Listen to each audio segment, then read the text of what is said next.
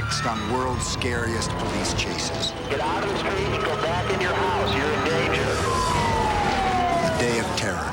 A tank on the rampage, and there was nothing the police could do. We're running out the front door, and there's a tank coming down the street. And just as I got out in the driveway, he ran over my truck.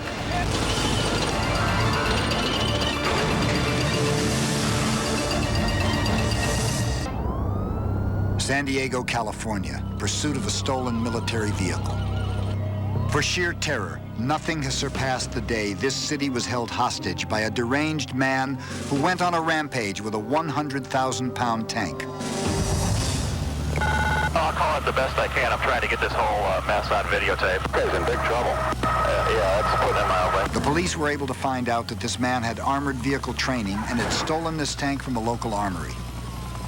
He was also known to have a history of emotional problems. When I first heard it, I thought it was a joke. This is bad. He's running over fire hydrants. You got hydrants that are blowing water in the air. Get your loudspeaker on, please. This is the San Diego Police Department. Everybody go back in your house and get off the street. He's doing these cars on purpose. We heard the rumbling sound, and I saw a tank coming down the street. Thought it was a drill or something. There's cars that are following him, and I have no idea why. Oh, my God. Holy. Yeah, he's rolling over just about anything he wants to. I was in the locker room at the end of my shift, and I heard the call come out on the radio, so I went back and got my patrol car and headed to the area. This is the San Diego Police Department. Get out of the street and go back in your house. You're in danger. See if we have any SWAT equipment that can help us out with this thing. He was coming, we just heard a crunching noise, crunch, crunch, crunch. It was during that time of day where people are getting off work or out of school. He's coming up towards the school.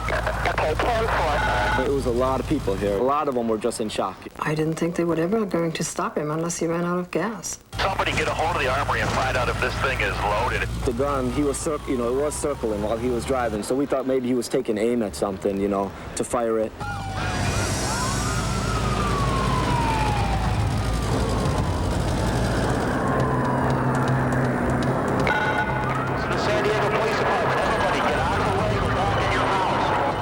The front door, and there's a tank coming down the street.